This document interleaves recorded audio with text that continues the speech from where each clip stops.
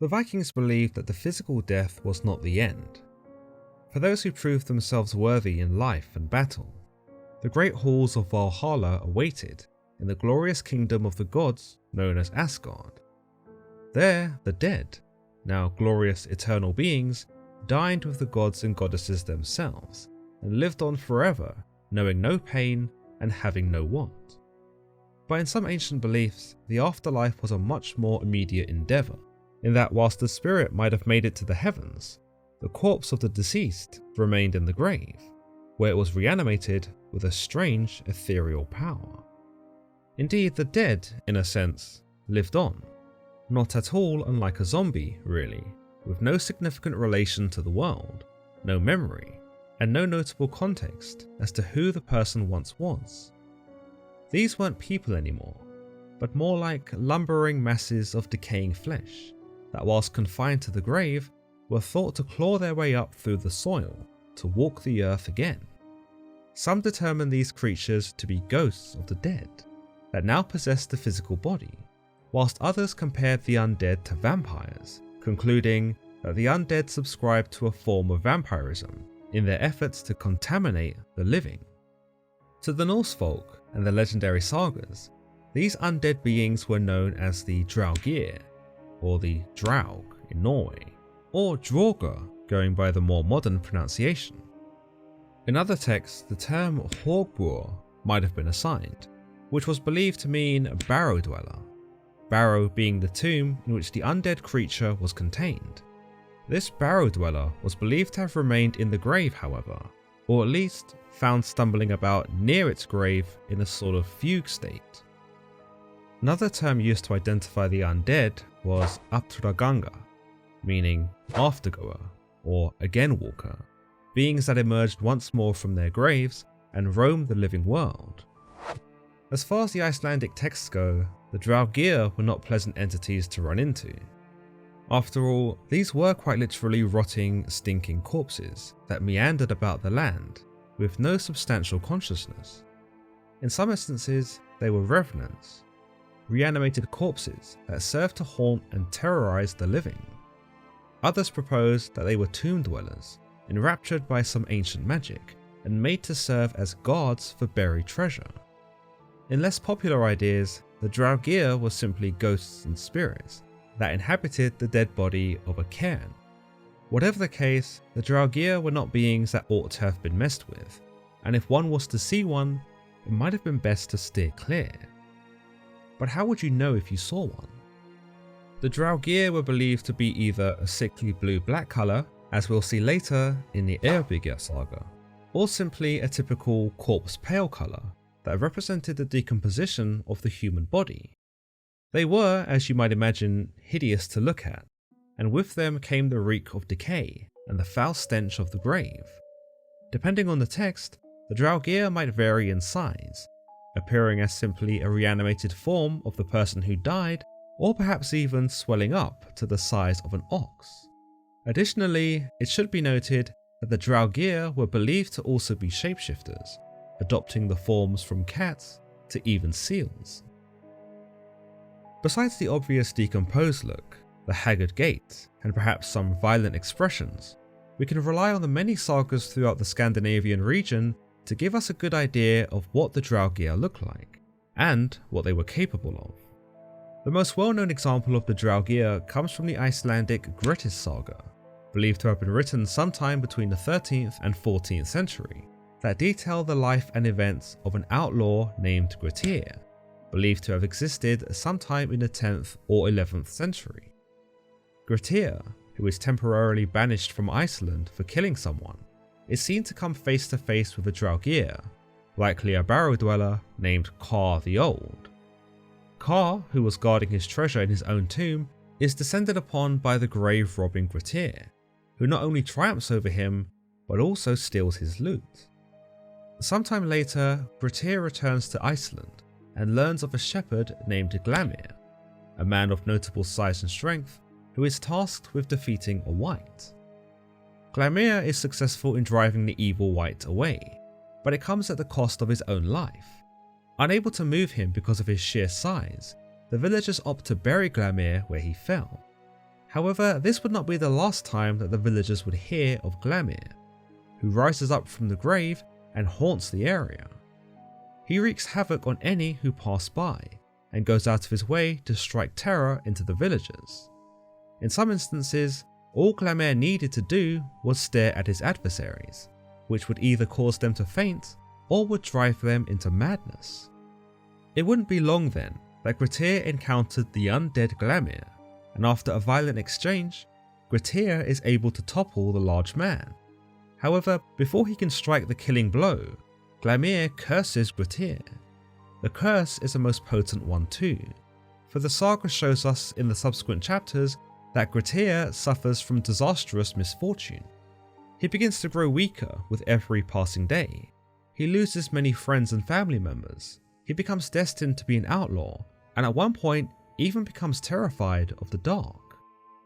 He accidentally kills innocent people. His own family is massacred.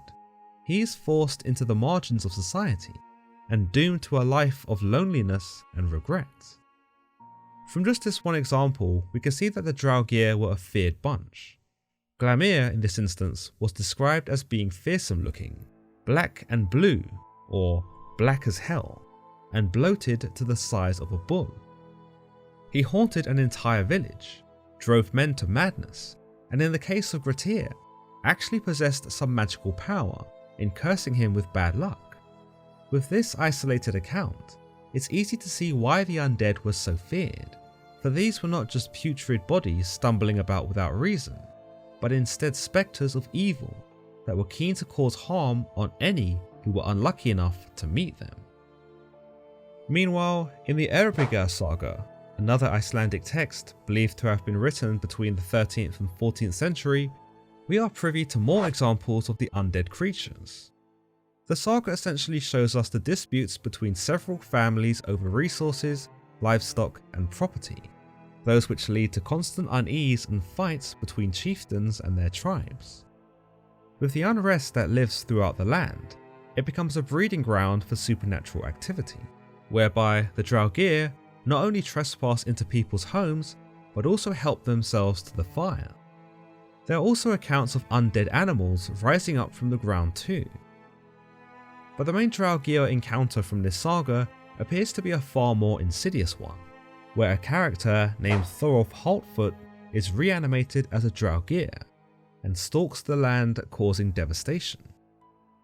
It is believed that after having been first buried, any animals that went near his grave went mad. The oxen, which had pulled his corpse to the site of burial, went berserk before it died. Birds which landed on the cairn fell down and died, and sheep that had been separated from the flock were found slaughtered nearby.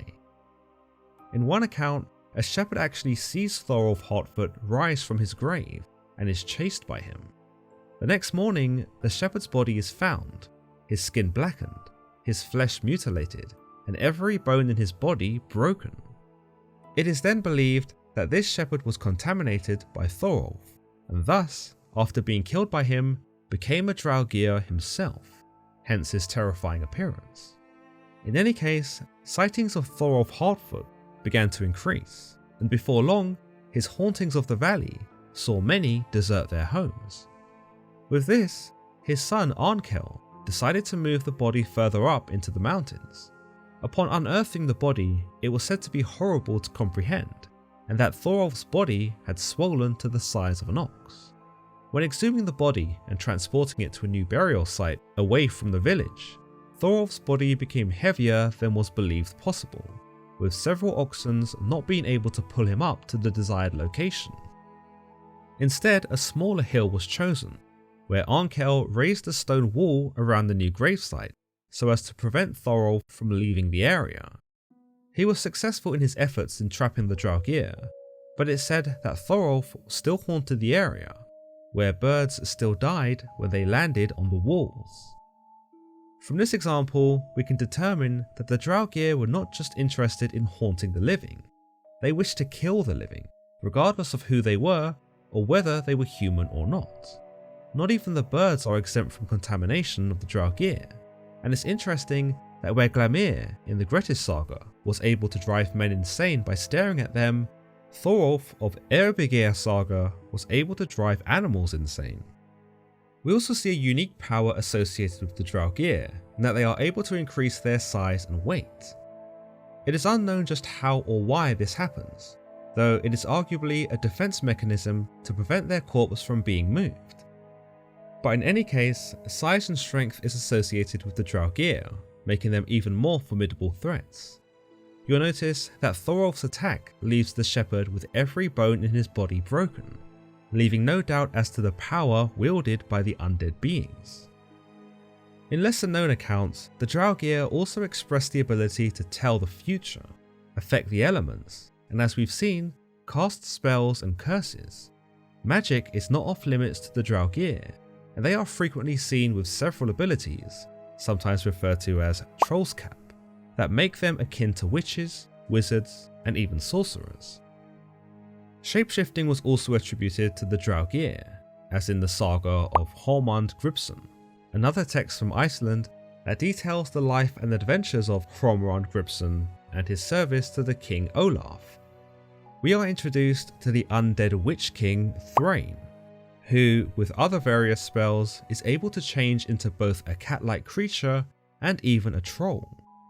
As a troll, he is deemed to be black and huge, where he possesses a terrifying roar and a mouthful of fire. Additionally, he is seen with long claws that might be responsible for his association to a cat. In the Saga of the People, another saga from 13th century Iceland, we learn of Vigafrapa, who after his death roams around in his farmstead to antagonize the living. It is believed he was able to transform into a seal of all things, and in this form would traverse the oceans sinking ships. Draugr were also believed to haunt the dreams of the living and provide the living with nightmares whilst they slept. Beyond this, more tangible threats including disease could be spread by the Draugr, who roamed through the village. Some Draugr were even believed to be immune to weapons, which also adds to the list of why they appear to be so hard to kill. Grettir struggles to kill Glamir in the Grettir saga, whilst Thorolf Halffoot remains unchallenged in the Eyrbyggja saga.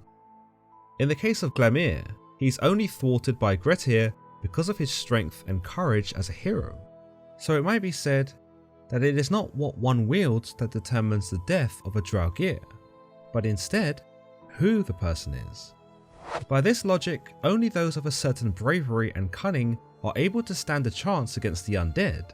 In other accounts, iron is said to be effective against the Draugr, like silver is against vampires and werewolves, though its effectiveness does vary depending on the text and/or variant of the Draugr.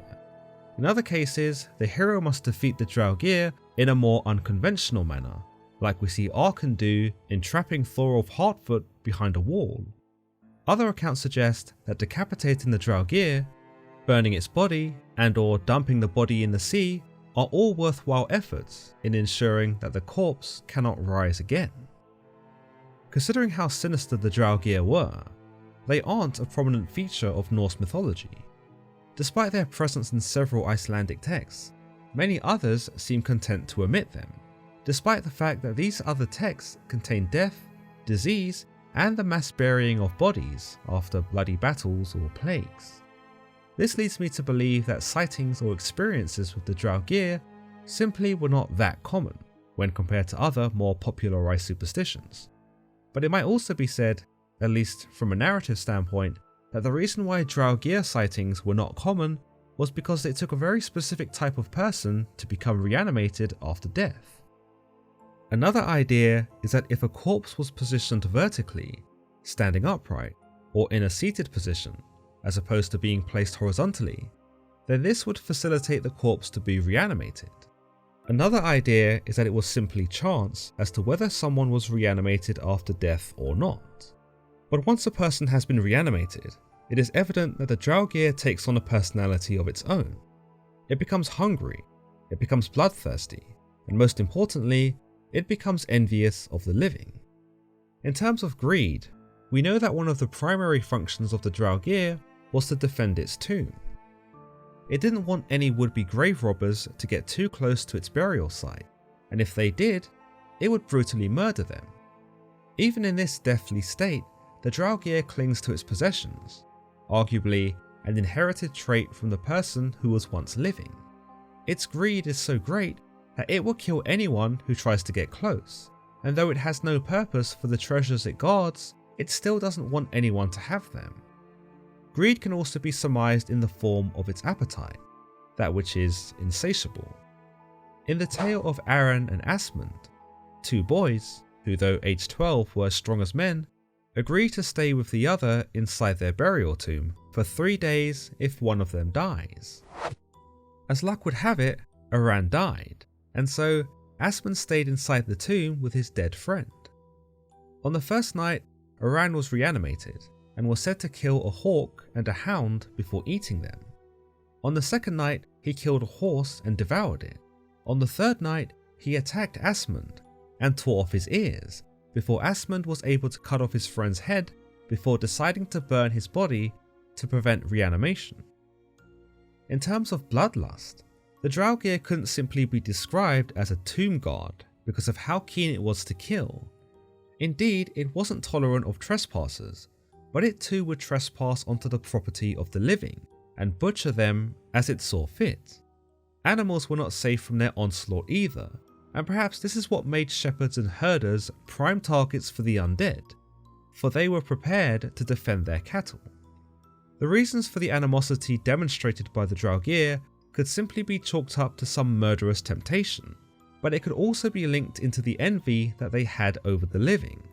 With this, it might be said that they despised the life that they were now denied of, and in an effort to not feel so alone in their misery, they would steal the lives of others.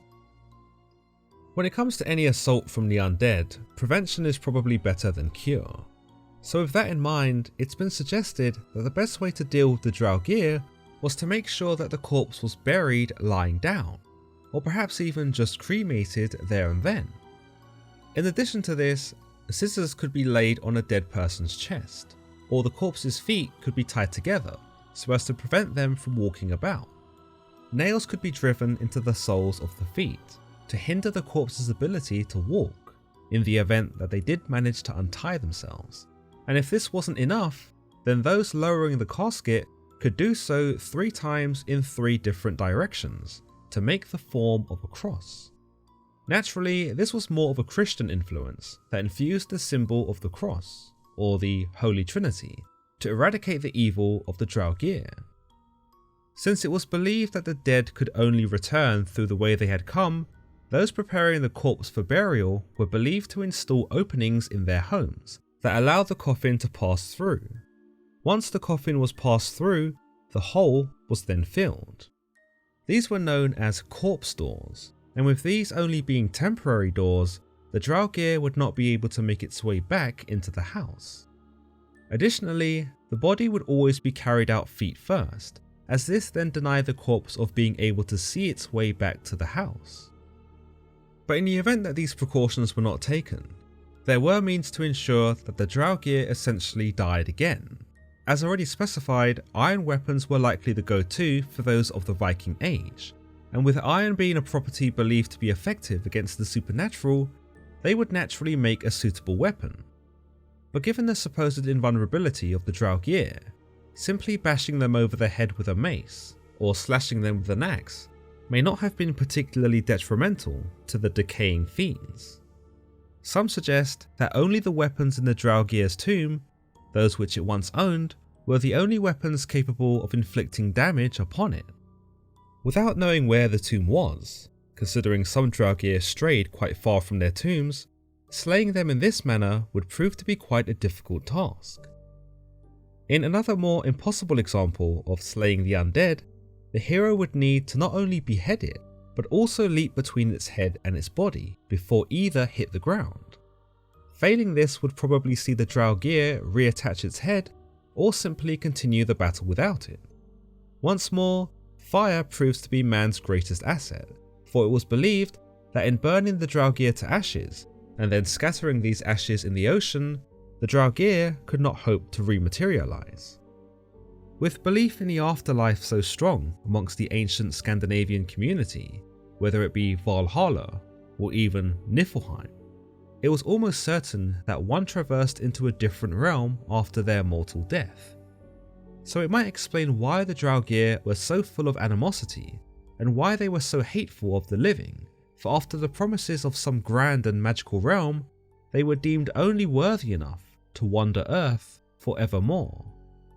Worse yet, gone are the comforts of their human existence, as they are barred from their homes, shackled against their tombs, and starved for company as they begin a new life, hungry, cold, and ultimately alone. As always guys, if you've enjoyed today's episode, then don't forget to give this video a like and don't forget to subscribe for more content just like this. Until next time.